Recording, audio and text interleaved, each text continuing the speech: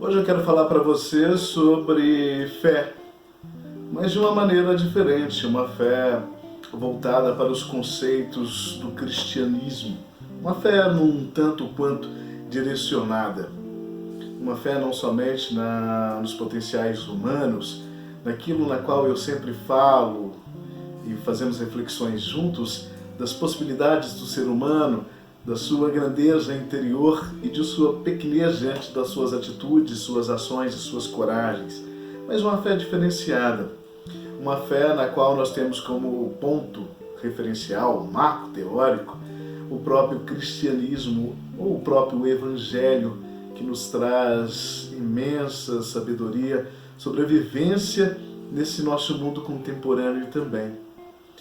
Tem uma passagem maravilhosa que se chama Pesca Maravilhosa também, por sinal, e ali é um relato muito bacana que pós-ressurreição do Cristo, que foi morto pós um massacre humano, ele surge em meio à praia para alguns de seus discípulos e tem fome. E a gente começa falando sobre esse processo da fome em meio ao contexto social e contemporâneo na qual passa o nosso país. É dolorido, é triste e é sério. E a questão é que eu não tenho a percepção de que tantas pessoas assim têm a dimensão da seriedade na qual o nosso país está vivendo, está passando e está sendo assolado pela questão da fome. A miséria, ela teve um salto significativo nos últimos 5 anos em nosso país. Nos últimos 2, então, foi assustador. Muita coisa mediante a questão da pandemia e muitas outras por políticas errôneas de governantes errôneos que foram eleitos erroneamente também. Mas isso fica para um segundo plano. O que eu quero falar aqui é da sensibilidade que nós precisamos ter com quem tem fome. E como dizia o sociólogo Betinho, quem tem fome tem pressa. Pressa para ser acudido, pressa para ser atendido, pressa para ser ouvido e para ter uma resposta de sua voz. Se é que milhares dessas pessoas pudessem dizer que tem voz. Porque a sua grande maioria, se não grande parte da totalidade, são pessoas invisíveis, na maior parte das vezes, pelo processo político-social, ou invisível por grande parte de nós enquanto sociedade. E essa invisibilidade de quem é pobre, extremamente pobre, de quem está passando por dificuldades, extremas dificuldades, é que não pode continuar. Nós, dentro dessa ideia cristocêntrica que temos, pelo menos a grande maioria de pessoas que me ouvem nesse momento, que me veem nesse momento, essa ideia cristocêntrica, ela não pode ficar somente numa teoria, uma teoria por meio de um discurso religioso. Ela tem que partir para uma prática social, uma prática que possa ser efetiva, que possa ser na verdade, combativa ao processo desigualitário que nós estamos passando e um processo doloroso também. Mais uma vez eu repito a frase, a célebre frase, quem tem fome tem pressa. Nessa oportunidade da pesca maravilhosa, o Cristo teve fome. Ele chega nessa praia e procura algo para comer. E não havia. E os discípulos que ali estavam disseram: olha, nós tentamos pescar a noite toda e não pegamos nada. Às vezes não é por falta de vontade das pessoas, às vezes não é preguiça, às vezes não é somente uma desilusão com a própria realidade social, mas às vezes, ou na maioria das vezes, assim acredito, é a própria circunstância na qual nós estamos, de pessoas tentando e que não consegue. Pessoas buscando saídas, buscando soluções, buscando medidas, mas não conseguem sair do lugar. Pessoas que precisam de orientações e direcionamento também. Precisa de apoio, precisa de ajuda. O Cristo, que tinha fome naquele momento, ele se propõe a ser essa pessoa que dá uma palavra, que dá um ânimo, que dá uma esperança.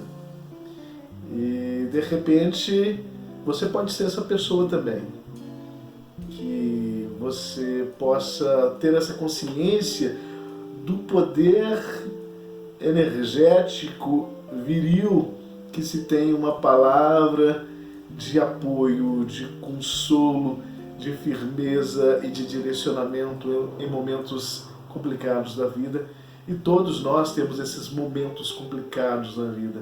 Naquele momento, então, o Cristo diz: tente o outro lado, jogue a rede para o outro lado. Eles riram, acharam um absurdo, porque tentaram a noite inteira, mas agora com uma motivação maior, agora com um ponto de vista diferenciado, agora com uma inspiração maior. De repente você pode ser essa pessoa que inspira pessoas a buscar o novo, a buscar o diferente, a buscar aquilo que para elas podem até mesmo ser o impossível, ser o difícil, mas elas precisam de inspiração, elas precisam de motivação, elas precisam de direcionamento. Eu te convido a ser essa pessoa, a fazer o mesmo, que o Cristo, como exemplo de liderança social, de liderança política não partidária, mas política social efetiva, ele toma naquele momento. O encorajamento necessário para aqueles homens na qual estavam com suas fés, o seu processo de fé, me perdi aqui, eles estavam com esse processo de fé abalado e comovidos também, diante das perdas. E as perdas que eles traziam naquele momento ali era perda de dor, perda de morte, perda de tristeza, e grande parte da nossa sociedade está sentindo esse mesmo efeito de perda, esse mesmo efeito de insignificância, esse mesmo efeito de vazio e de instabilidade emocional. E para surpresa deles, eles aceitaram esse desafio de jogar a rede mais uma vez. E o texto diz que a rede se encheu e quase se rompeu de tantos peixes que foram ali capturados naquele momento. Então que nós possamos olhar para esse Cristo de maneira sociológica, de maneira política não partidária, mas social, de afetividade e sensibilidade conosco, que nos reconhecemos nele. E a partir do momento que nós pensamos ou alimentamos a ideia bíblica de que ele é, ou que nós somos a sua imagem e semelhança, então ele se parece conosco, independente da nossa cor, da nossa opção sexual, da nossa classe social, independente do nosso grau ou nível de conhecimento, independente da religião que nós temos ou não. Somos a sua imagem e temos que ter o processo de sermos a sua semelhança também em atitudes, em ações, em verdades e não só em discursos. Discursos muitas vezes religiosos e cheios de um vazio e de algo que não soma, simplesmente cria uma sensação de um bem-estar momentâneo, mas que se perde muito fácil em poucos minutos, após serem ouvidos. Essa é a grande verdade.